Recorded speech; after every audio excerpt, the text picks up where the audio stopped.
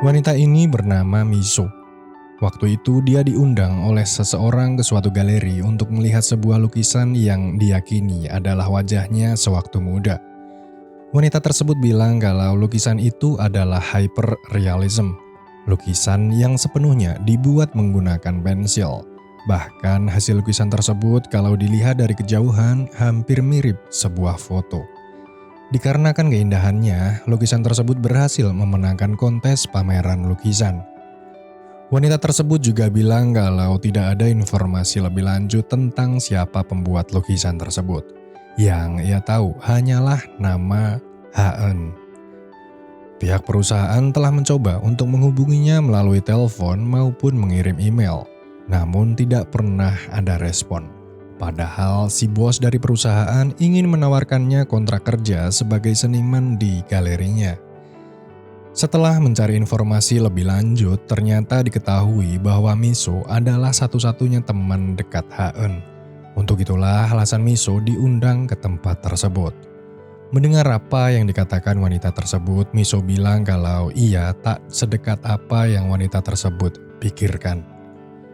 Merasa hal tersebut adalah tidak mungkin, wanita tersebut membawa Miso ke ruangan yang lain untuk melihat sebuah website yang menceritakan tentang kedekatan mereka berdua.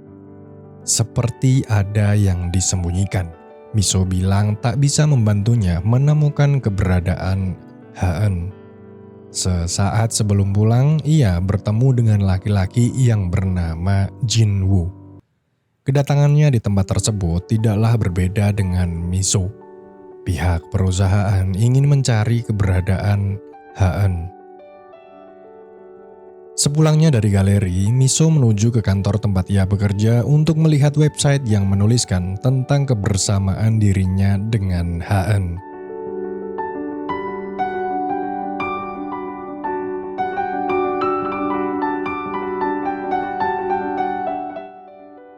Gadis kecil ini adalah Haen.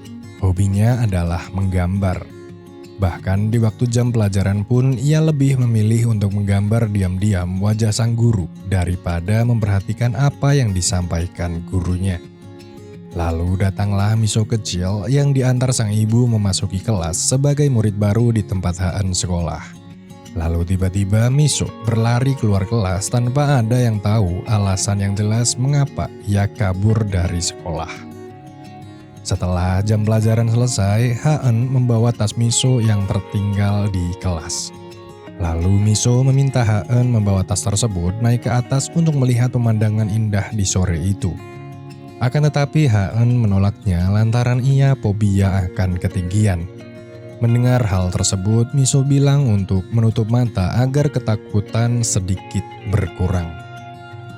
Langit sudah mulai gelap dan hujan mulai turun. Haen mengajak Miso untuk berteduh ke rumahnya yang jaraknya tak jauh dari tempat itu.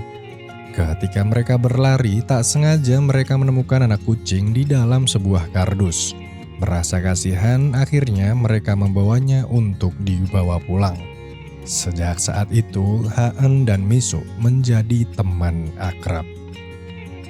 Di malam harinya, ibu Miso yang mendapatkan kabar dari ibu Haen segera datang untuk menjemputnya. Di dalam mobil, sang ibu yang khawatir akan keadaannya pun memarahi Miso karena telah kabur dari sekolah dan pergi tanpa memberitahu di mana keberadaannya sampai larut malam. Miso melakukan hal itu bukan tanpa alasan. Ia bilang malas pergi sekolah karena ia tahu kalau tidak lama lagi akan pindah sekolah karena pekerjaan sang ibu yang mengharuskannya untuk berpindah-pindah tempat. Mendengar hal tersebut, sang ibu hanya terdiam. Keesokan paginya, karena hari itu adalah hari libur, Miso datang ke rumah Haen untuk bermain.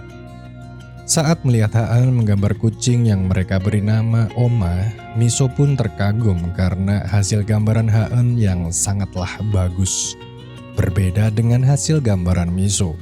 Meskipun demikian, Haen bilang kalau hasil gambaran Miso itu unik. 근데 엄마야. 이게 고양이야? 이상해. 여기가 눈, 여기가 다리? Tibalah di mana hari perpisahan sang ibu dengan Miso. Ia memilih untuk tetap tinggal bersama keluarga Ha-eun meskipun berat. Sang ibu yang kali ini tidak ingin anaknya bersedih akhirnya mengizinkan Miso untuk dititipkan ke keluarga Ha-eun dan akan berkunjung sesering mungkin untuk menengoknya.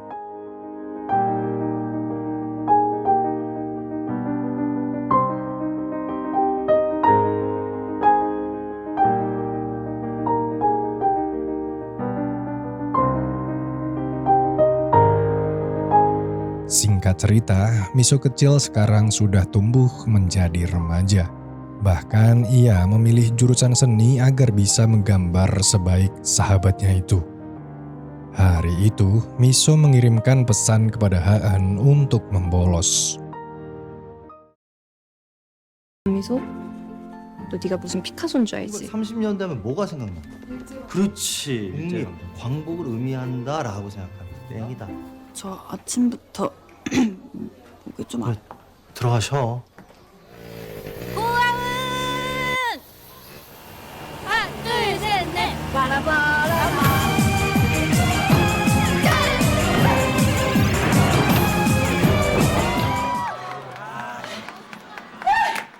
Setelah puas bermain ayo dance, Miso mengajaknya ke sebuah toko anting untuk menindik telinga Ha-eun yang sedari kecil belum pernah ditindik agar terlihat lebih cantik dan anggun. Pada saat telinga kanan Ha-eun ditindik, tak sengaja Miso memecahkan barang di toko tersebut. Ia bilang kepada si pemilik toko kalau barang tersebut terjatuh sendiri. Merasa hal itu sangatlah tak mungkin, si pemilik toko memintanya untuk mengganti kerugian barang yang Miso pecahkan senilai $100. Tahu kalau harga barang yang ia pecahkan tak semahal itu, Miso menolak untuk membayarnya. 이거 그냥 지 혼자 제대로 떨어진 것 같은데? 쥐가 잘못해놓고 넌 똑바로 또 어디서 아저씨! 그렇게 하시면 안 되죠!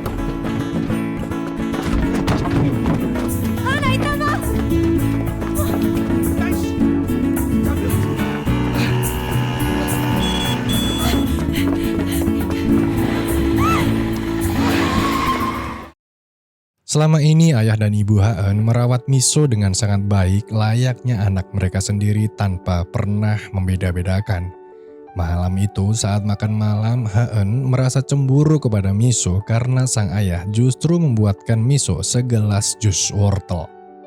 Setelah makan, Miso mengajak Ha-eun untuk menginap di kontrakannya. Di sana, Miso merawat telinga Ha-eun yang tadi siang baru saja ditindik. Lalu ia bercerita kalau lagu yang baru saja dia putar adalah lagu favoritnya. Ia bilang kalau sang pembuat lagu bernama Janis Joplin. Ia meninggal di umur 27 di mana saat itu adalah masa-masa ketenarannya. Lalu Miso bilang kalau 10 tahun ke depan ia ingin hidup berkeliling dunia lalu meninggal dunia di usia 27 seperti artis idolanya. Mendengar hal itu, Ha-eun pun bersedih. Keesokan paginya, Miso mengajak Ha-eun ke suatu resort yang ditelantarkan pemiliknya. Di sana, Miso memberikan sebuah kejutan yang ternyata hari itu adalah hari ulang tahun Ha-eun. Miso memberikan sepasang anting yang berinisialkan nama mereka. Itulah sebabnya kemarin Miso mengajaknya ke tukang tindik untuk memasangkan anting untuk hadiah ulang tahunnya.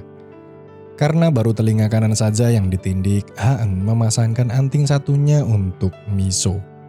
Lalu Ha-eun bercerita kalau dirinya kini sedang menyukai temannya di sekolah. Dia bilang kalau laki-laki itu mempunyai mata yang sangat indah.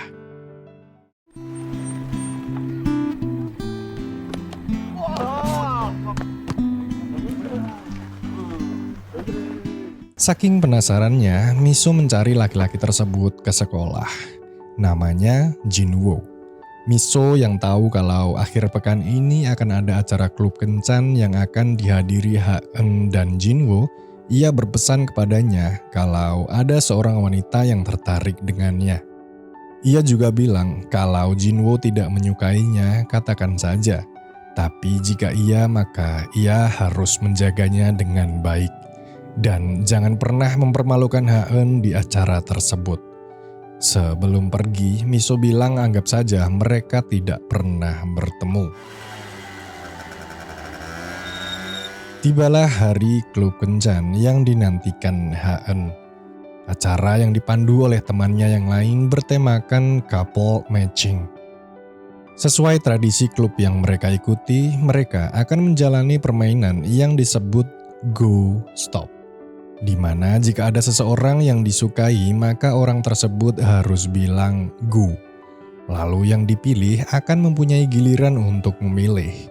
Jika orang tersebut tidak menyukainya, maka ia harus memilih orang lain dan mengatakan go. Namun jika orang tersebut juga menyukainya, maka ia harus bilang stop dan permainan pun berakhir.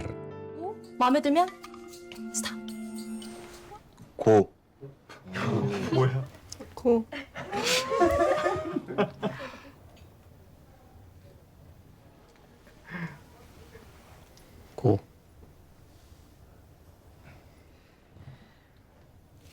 고. 스톱. Setelah acara tersebut selesai, kini mereka terpilih sebagai pasangan di acara couple matching. Saat itu, Ha-eun mencurahkan isi hatinya dan bilang kalau sudah lama tertarik dengan Jinwoo. Ia juga meminta izin untuk menggambar wajahnya. Ketika hasil gambarannya sama persis dengan objek, maka ia bisa melihat perasaannya. Ha-eun ingin memastikan apakah perasaannya kali ini benar-benar nyata. Kini Ha-eun dan Jinwoo telah menjadi pasangan kekasih. Malam itu, Ha-eun mengajak Jinwoo ke suatu bar untuk memperkenalkannya dengan Miso. Takut Jinwoo menyadarinya, Miso memakai kacamata hitam agar tak dikenalinya. Namun sayangnya hal itu tak membuahkan hasil. Jinwoo ternyata masih mengingat dengan jelas wajah Miso.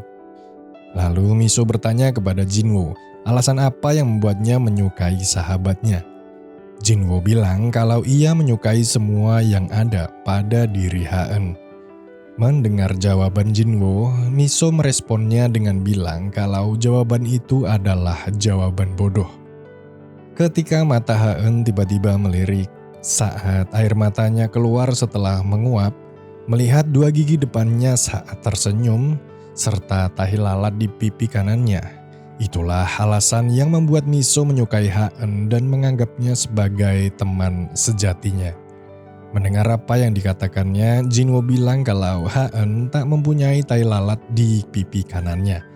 Namun setelah ia memperhatikan dari dekat, ternyata benar apa yang telah dikatakan Miso.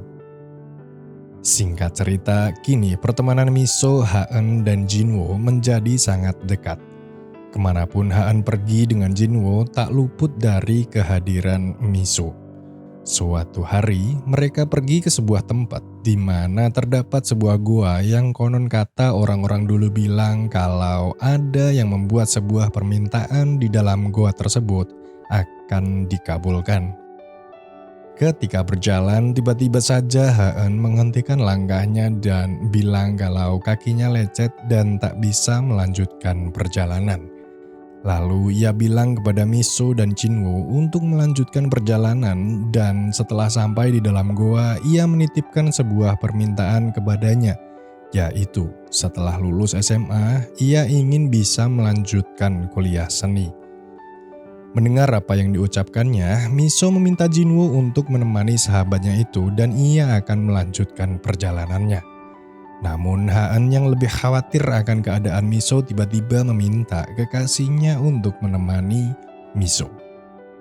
Sesampainya di dalam goa dan selesai memanjatkan doa, Jinwoo yang penasaran dengan barang yang Miso bawa bertanya, apakah itu adalah jimat keselamatan?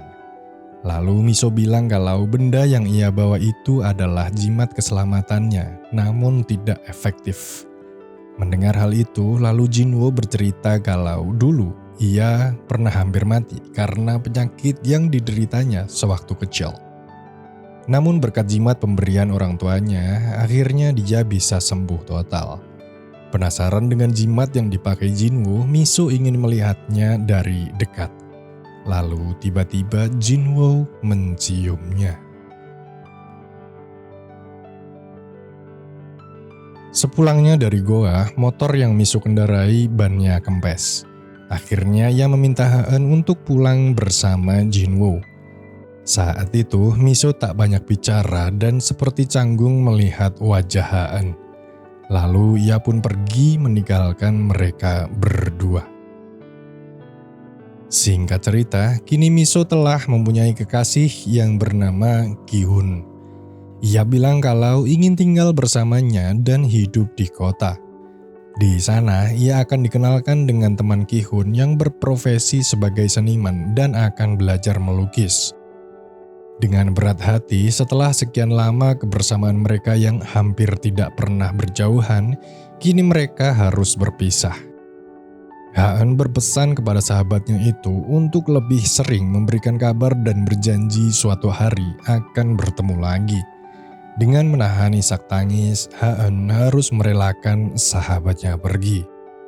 Sesaat sebelum kepergiannya, ia melihat jimat keselamatan Jinwoo dikenakan Miso. Di tempat barunya, Miso bekerja paruh waktu di mana Ki-hun kekasihnya adalah pengisi acara grup band di sebuah bar. Dan di pagi harinya ia mengambil kelas seni. Mereka saling mengirimkan kabar melalui surat.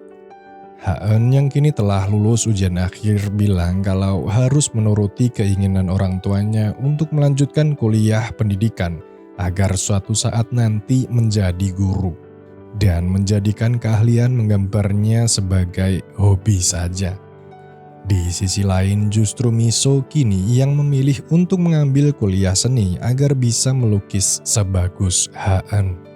Bahkan gurunya bilang kalau hasil lukisannya mempunyai karakter. Kehidupan keras di kota memaksa Miso untuk menyesuaikan diri agar bisa menjadi wanita yang tangguh. Meskipun harus melihat kekasihnya dengan tega mengkhianatinya, ia harus tetap tegar. Setelah berpisah dengan Ki-hun, Miso ingin hidup bebas berkeliling dunia seperti apa yang pernah ia ucapkan kepada Haeun dulu. Demi bisa mewujudkannya, ia rela bekerja sebagai cleaning service di sebuah kapal pesiar. Suatu hari, lagi-lagi perpisahan akan terjadi di dalam hidup Haeun. Waktu itu Jinwoo bilang kalau harus pindah ke kota untuk menuntut ilmu menjalani kuliah di fakultas kedokteran. Meskipun sedih, tak mungkin baginya untuk mencegah sang kekasih mengejar impiannya. Waktu sungguh cepat berlalu. 5 tahun sudah, kini mereka tidak pernah bertemu. Dua sahabat yang sedari kecil selalu bersama, namun perjanjian persahabatan yang tak pernah mereka ikrarkan dan tak perlu untuk dituliskan masih mereka pegang teguh sampai saat ini. Hingga suatu hari, Miso pulang.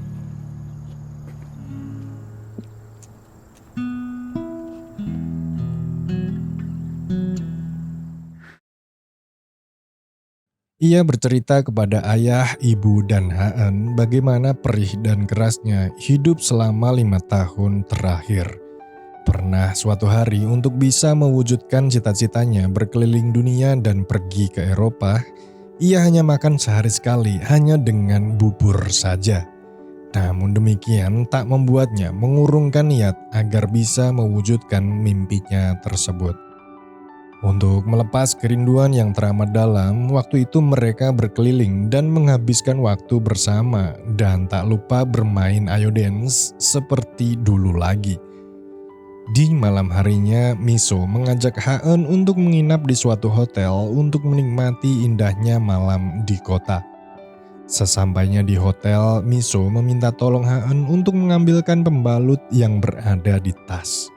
Tak sengaja, Haeun menemukan jimat keselamatan Jinwoo, kekasihnya masih disimpan temannya itu. Namun demikian, Haeun tak begitu mempermasalahkannya. Untuk merayakan kebersamaan, Haeun mengajak Miso ke sebuah restoran mahal. Karena memesan kamar hotel menggunakan uang Haen dan makanan Haen juga yang mentraktir, merasa tak enak, Miso mempunyai sebuah ide. Ia menuju bartender untuk meminjam sebuah pengocok, lalu menghampiri orang-orang kaya yang sedang berpesta di tempat itu untuk menawarkan membuat koktail dan sebagai penggantinya, ia meminta sebotol anggur mahal. Lalu setelahnya ia diminta untuk menghabiskan segelas anggur. Melihat sahabatnya melakukan hal tersebut membuat Haen kecewa. Ia bilang kalau menumpang minum dengan orang asing adalah hal yang memalukan. Miso lalu menjawab dengan bilang kalau ia hanya menawarkan jasa dengan sebotol anggur, dan begitulah cara dia hidup selama ini. Lalu ia bercerita kalau dulu pernah sangat kelaparan sampai-sampai menawarkan jasa pelukan untuk orang-orang asing hanya dibayar dengan uang receh agar bisa membeli makan. Dan seperti itulah cara dia hidup. Lalu tiba-tiba pria kaya tadi datang untuk menawarkan segelas anggur kepada Haen. Untung saja Miso berhasil mengusir pria tersebut dengan bilang kalau ia akan memecahkan botol anggur yang mereka berikan untuk melukai mereka jika tidak segera pergi. Situasi semakin memburuk ketika Miso yang tak mempunyai uang banyak saat itu ingin memesan pizza saja untuk dijadikan menu makan malam mereka. Namun Haen justru memesan steak yang harganya sangat mahal lalu bilang kalau tak perlu terlalu perhitungan dengannya. Merasa tersinggung akibat pengaruh minum anggur tadi, Miso bilang kepada Haen kalau apakah dia tak pernah perhitungan dengannya. Lalu handphone Haen berdering dan kebetulan Jinwo lah yang melakukan panggilan tersebut. Berniat untuk memberikan privasi untuk Haen mengangkat telepon dengan kekasihnya, justru Haen berpikiran lain. Ia berpikir kalau Miso pergi karena merasa bersalah dengannya. Merasa sakit dengan ucapan Miso yang bilang kalau bukankah dulu sebenarnya pada saat berpisah ia merasa senang dan bukannya bersedih, Haen lantas meninggalkannya begitu saja.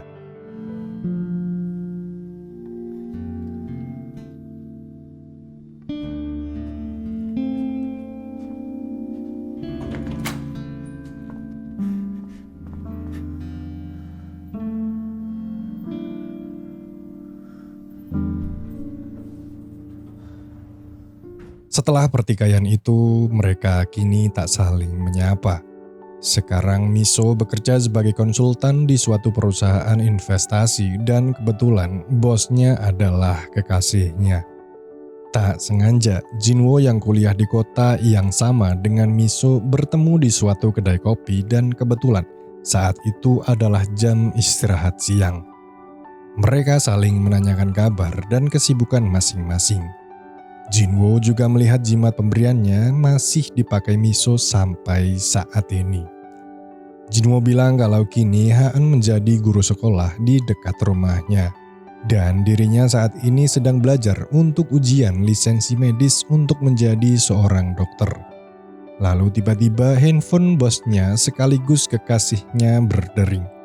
Jinwo memberikan kesempatan untuk mengangkat panggilan tersebut. Namun Miso tak mengangkatnya.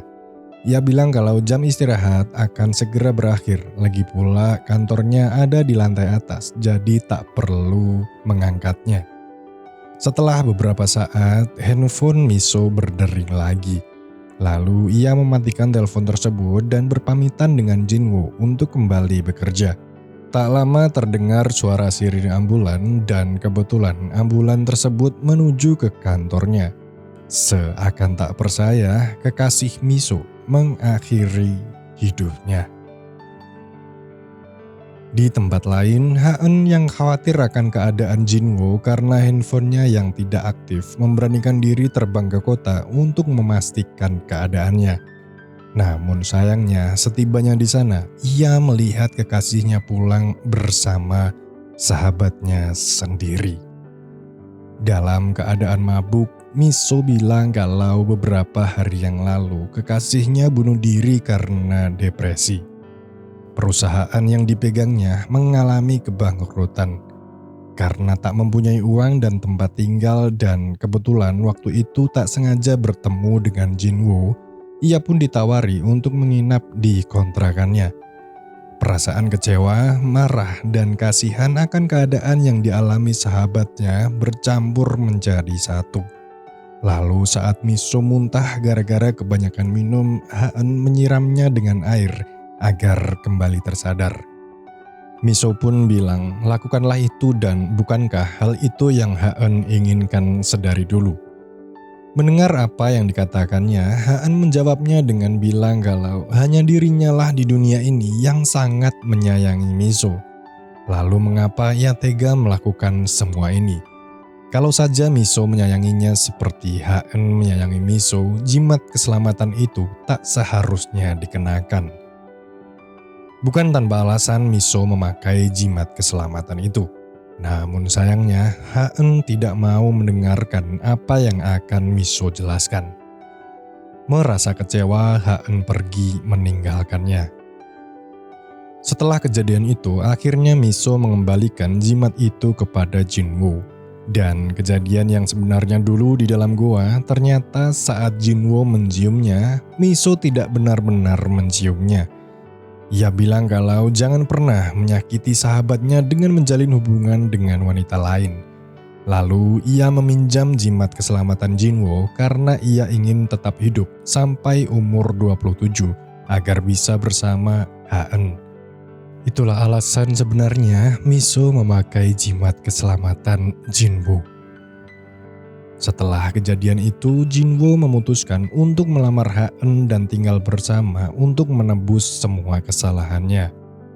Usai kelulusan dari ujian medis kedokteran, barulah mereka berencana akan menikah. Siang itu, Jinwoo bilang kalau suatu saat nanti ingin pindah ke kota dan sudah menjadi impiannya untuk menjadi dokter di sana. Ia juga bilang kalau di sana nanti Ha-eun juga akan meraih impiannya menjadi seorang guru. Mendengar apa yang dikatakan Jinwoo, Ha-eun menjawabnya dengan bilang kalau sebenarnya impiannya bukanlah menjadi seorang guru, melainkan seorang pelukis. Namun sayangnya Jinwoo tidak memberikan izin kepada Ha-eun untuk menjadi seorang pelukis. Ia menyarankan agar tetap menjadi seorang guru dan melukis hanya dijadikan hobi saja. Mendengar hal itu, Ha-eun hanya terdiam. Di hari pernikahannya, Ha-eun merasa ada yang bergejolak di dalam hatinya. Bahkan ia menangis ketika orang-orang di sekitarnya bahagia. Ha-eun memutuskan untuk pulang. Tidak ada yang tahu pasti apa alasan Ha-eun melakukan semua ini. Meskipun kecewa dengan sang anak, ibu yang sangat menyayanginya bilang kalau wajah semua orang di dunia ini berbeda dan mereka akan menjalani kehidupan yang berbeda-beda juga. Begitupun Ha-eun.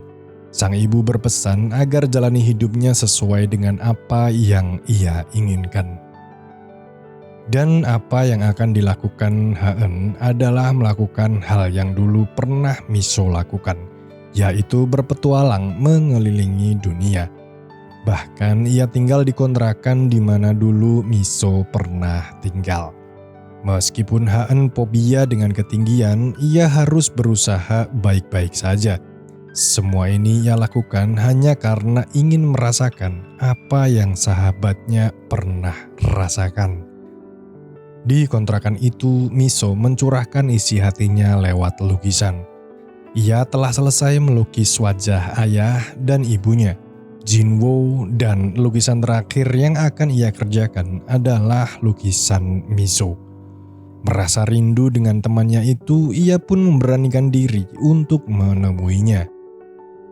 Lalu Miso mengajaknya ke apartemen di mana ia tinggal. Sekarang ia tinggal bersama seorang penyewa dan yang satu lagi adalah pemilik apartemen tersebut. Miso banyak cerita tentang Ha-eun kepada teman sekamarnya itu. Untuk merayakan kedatangannya, mereka membuat pesta sederhana. Sebelum berpisah untuk berpetualang, Ha-eun memberikan sepasang anting yang berinisialkan huruf yang sama.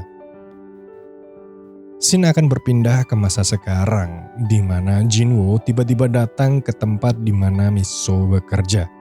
Kedatangannya saat itu untuk bertanya di mana keberadaan Ha-eun. Lalu Miso bilang kalau setelah Ha-eun pergi untuk berkeliling dunia, ia tak pernah mengirimkan kabar lagi. Lalu tiba-tiba handphonenya berdering dan ternyata telepon tersebut dari Ha-eun. Namun Ha-eun yang menelpon saat itu bukanlah Ha-eun mantan kekasihnya, akan tetapi seorang gadis kecil. Melihat gadis kecil yang bernama Ha-eun tersebut sangatlah mirip dengan Ha-eun kekasihnya, akhirnya Miso pun bilang kalau benar anak tersebut adalah anak Jinwoo dan Ha-eun. Scene flashback ke beberapa waktu yang lalu saat pertama kali Ha-eun berkunjung untuk menemuinya. Ternyata setelah beberapa bulan meninggalkan ibu dan ayahnya, sadar akan kehamilannya, Ha-eun ingin hidup sendiri di mana ia tak ingin ada seorang pun yang tahu. Alasan mengapa ia melakukan semua ini adalah saat Jinwoo memutuskan untuk menikah dengannya, ia tahu kalau kekasihnya itu sangat mencintainya. Namun tiba-tiba ia takut suatu saat nanti apakah benar hanya dia yang dicintai dalam hidupnya. Ia juga takut lupa akan dirinya yang sebenarnya setelah waktu berlalu. Akhirnya Ha-eun menemukan jawabannya. Bahwasannya kejadian di gua waktu itu ia melihatnya dengan jelas. Meskipun ia tahu kalau sahabatnya tak mungkin melakukan itu semua, ia takut suatu saat nanti Miso akan terhanyut dan mencintai kekasihnya. Namun setelahnya ia sadar bahwa apa yang selama ini ia pikirkan itu salah. Setelah Ha-eun melahirkan bayinya, tiba-tiba saja keesokan harinya ia sudah tidak ada di kamar perawatan dan bilang kalau ia ingin menjalani hidup seperti yang ia inginkan. Dan menitipkan Ha-eun kecil serta berpesan untuk merawatnya sampai ia kembali nanti. Namun setelah hari itu tidak pernah ada kabar dari sahabatnya. Ha-eun juga berpesan kalau suatu saat nanti Jinwoo mengetahui hal ini, ia minta kepada Jinwoo untuk bersikap bahwasannya anak tersebut bukanlah anak kandungnya. 그게 마지막이었어. 그 뒤로 연락도 없었어? 가끔 보러 와도 돼? 뭐 보는 거야? Di dalam mobil saat perjalanan pulang, tiba-tiba saja air mata Miso tak terbendung. Ia menyembunyikan kenyataan menyedihkan di mana dulu setelah melahirkan saat berkunjung ke rumah sakit ternyata Ha-eun mengalami pendarahan serius yang menyebabkan sahabat sejatinya itu meninggal dunia. Ia meninggal di usia ke-27. Saat mengemas barang-barang sebelum meninggalkan rumah sakit, tak sengaja ia menemukan sebuah kotak yang di dalamnya terdapat anting berinisial A. Dan di dalam kotak tersebut ada secari kertas yang bertuliskan, "Ini adalah hadiah untuk waktu yang kita habiskan bersama. Terima kasih, Miso."